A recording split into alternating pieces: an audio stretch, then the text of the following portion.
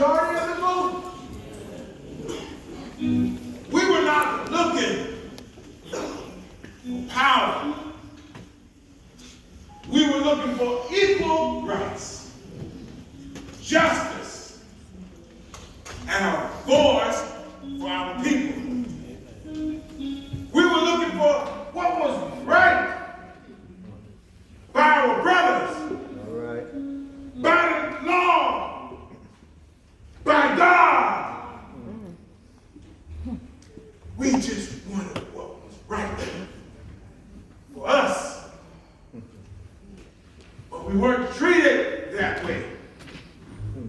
We said, give us the ballot to protect what was guaranteed by the Constitution. Some land to toil, some education, and we can make it with that. Oh yeah, this is so hard because we needed somebody to uphold the law.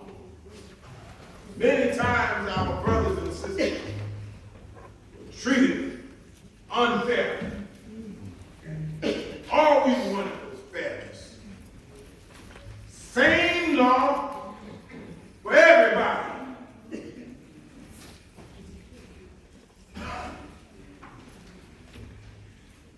Didn't want to say all of that, but you know, sometimes it gets hard. It's all boiled up in me like a pot on the stove. You know, it just have to come out. It just have to come out. You know, in the General Assembly, I put forth a bill to start a state college. 4 branches and a school of technology. Every time they saw fit to build number one, for the white children, they had to do the exact same thing for the black children. The exact same thing, I tell you. Well, you know, we had committees. These committees were formed to do the work in your community in the state of Georgia.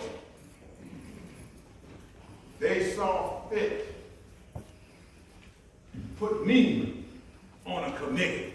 You know the name of that committee? The name of that committee was the Insane Asylum Committee. Good God.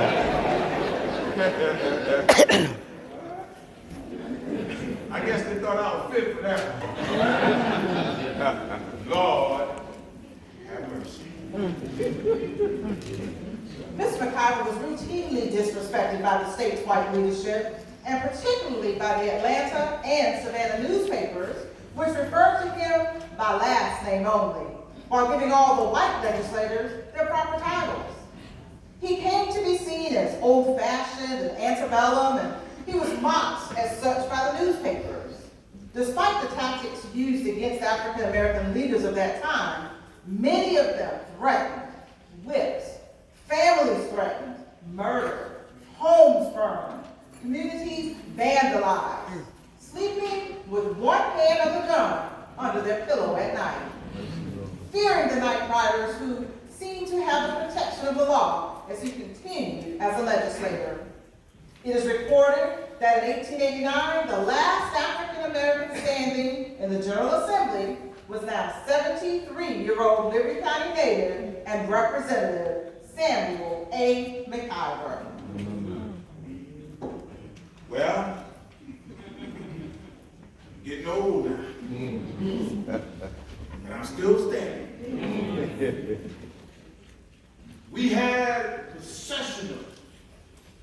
into the newly completed Capitol building in Atlanta, Georgia. That was in July 1889. By right, there should have been more of us there. But the legislative restriction and white intimidation had all but eliminated black participation in the election process.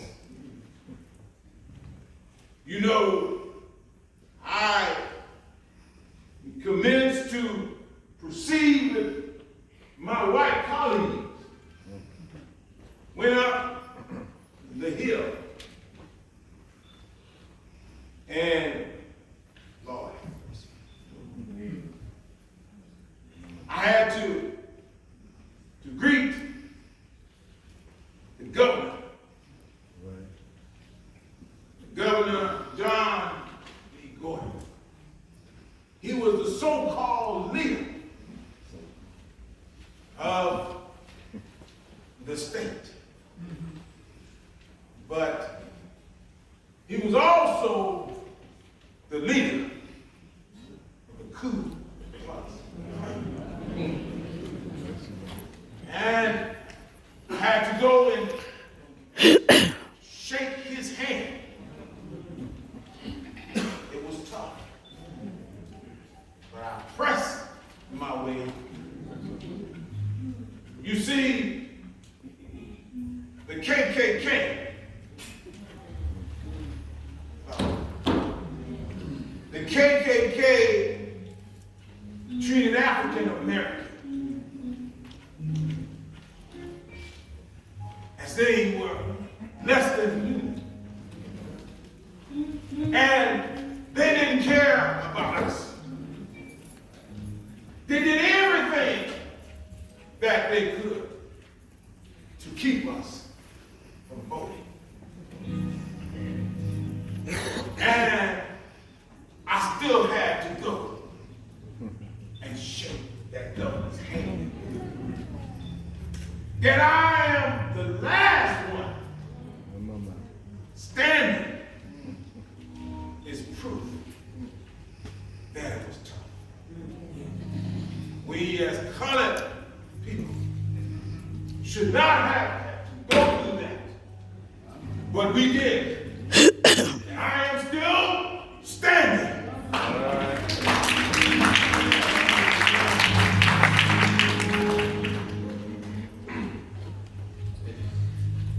With each step I took, I could hear the old peoples. I could hear them singing that old song. Saying, children, children of God, keep on marching. Children of God, keep on marching. One of these old days, we shall be free. We shall be free. Children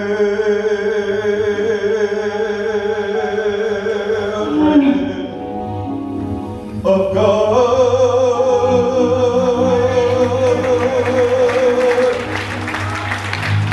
keep on marching.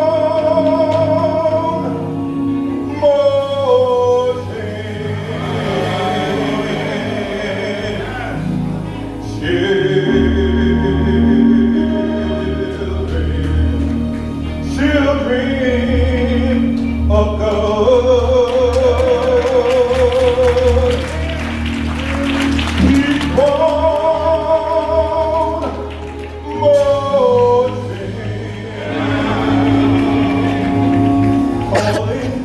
Children of God.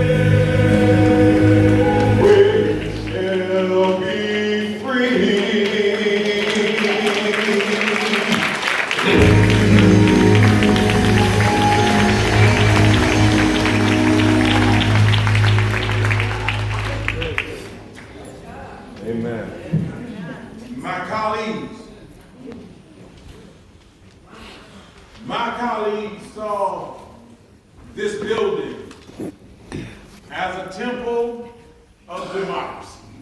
All right. But I didn't see it that way. I saw it as a seat of injustice. Once inside of the House chambers, there were no assigned seats.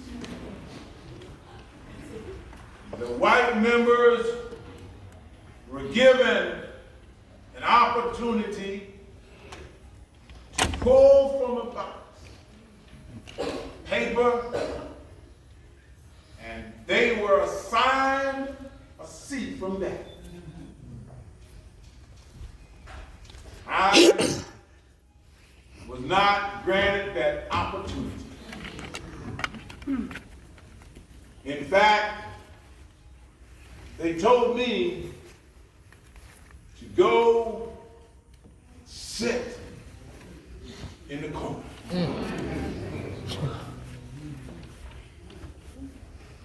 It was hard, children. It was hard, I tell you.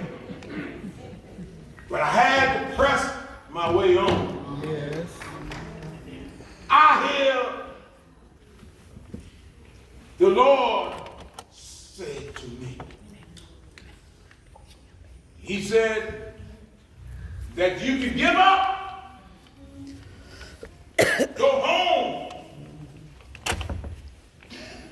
not have to say it all.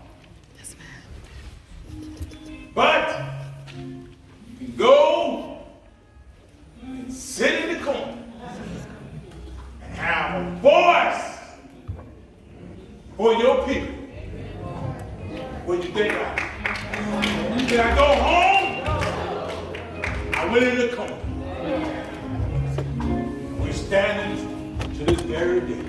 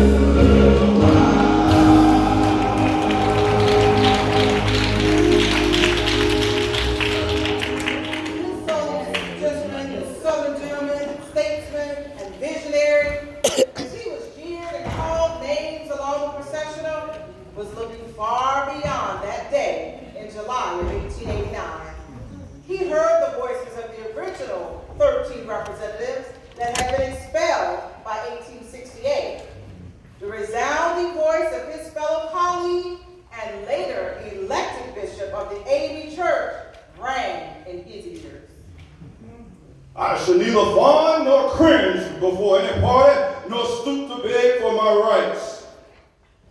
I am here to demand my rights and hurl thunderbolts at the men who would dare to cross the threshold of my manhood. If being black was an offense, it is an offense committed by the God of heaven himself.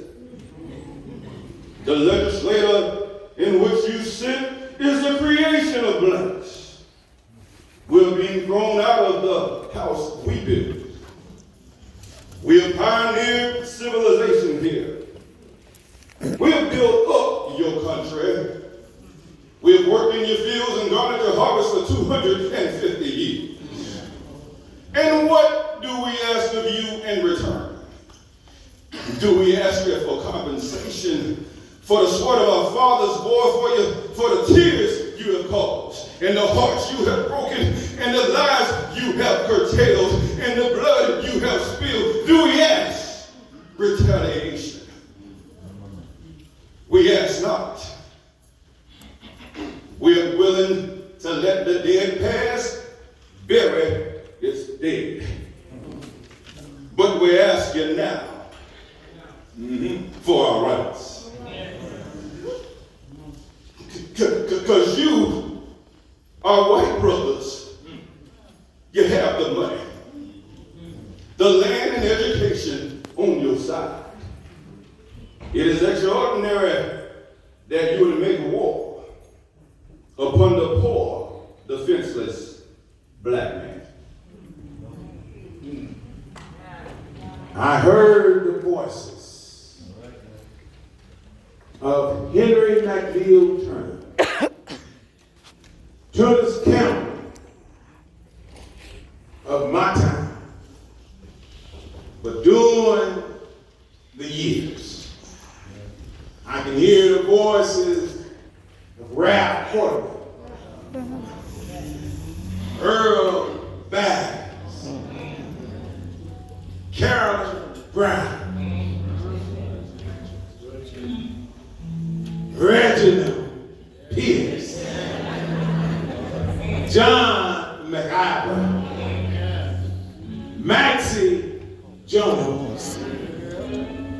I can hear the voices of Maddie Hicks. Yes. Hear the voices of so many black elected officials. Lily Baker. I hear the voices of Reverend. I say Reverend. Comes in here, you call him Reverend every now and then, but Al Williams. I can hear the voices. Jim Thomas. I can hear the voices. Chairman Donald Lovett. Lord have mercy. Come on, y'all, give him a hand.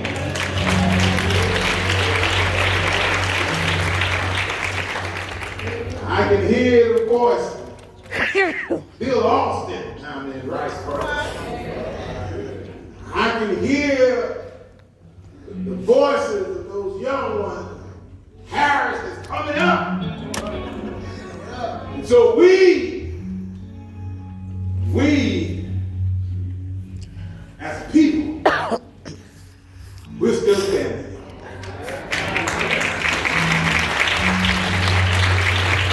We're still standing, y'all. God bless you.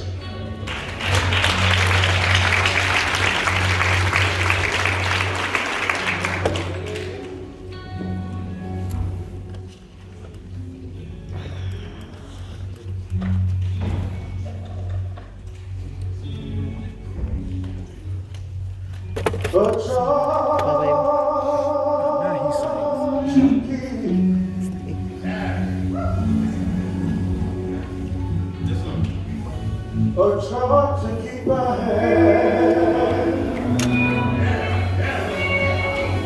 Oh, yeah. And the God to glorify.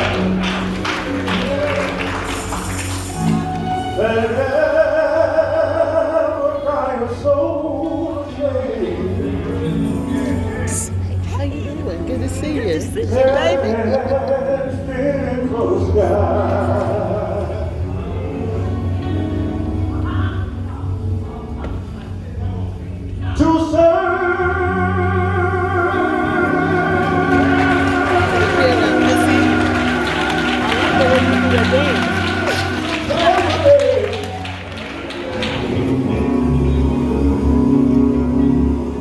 My calling to fulfill. Open all my calling gates. Go ahead, right. I've got to do. I've got to do. I've got to do. Sometimes it might get hard, but I've got to do. You might talk about me sometimes, but I've got to do. It doesn't matter what they say. It doesn't matter what they do. But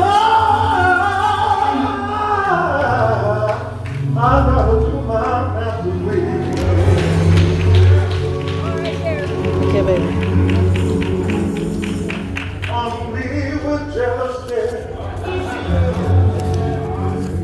Yeah. As if that's right to me. Oh yeah. And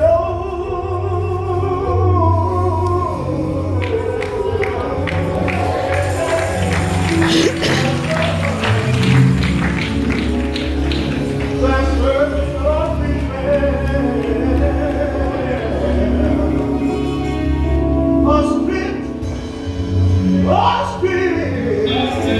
a spit of time to give.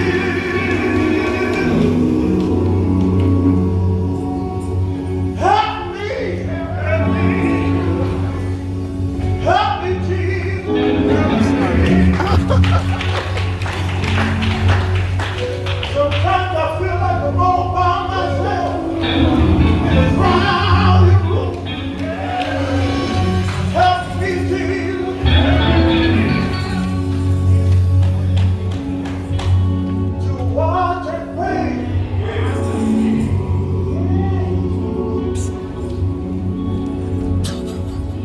And hold myself in line.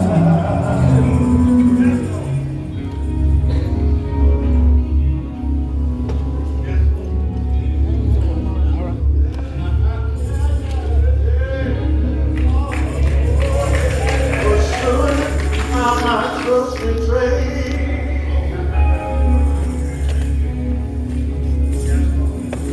I shall forever,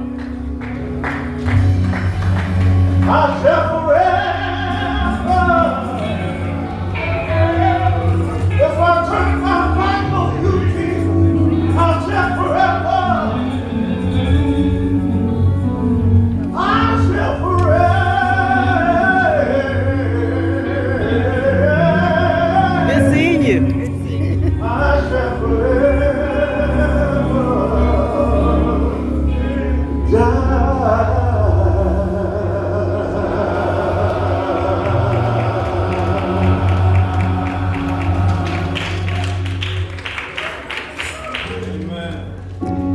Good job, Carlos.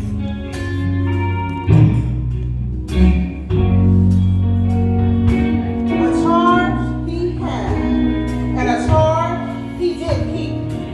Here we are today, 221 years later, honoring his legacy. His legacy empowers us. Therefore, we too have a charge to keep. A charge to vote, a charge to organize, a charge to teach, and yes, a charge to empower.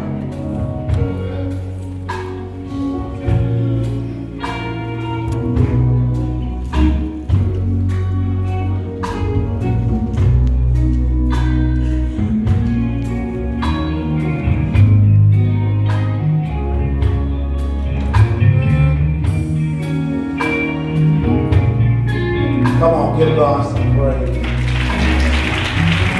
We're getting ready to leave here. But as we get ready to leave here, we want to tell you we don't feel no waste time. Come on, boy. I know.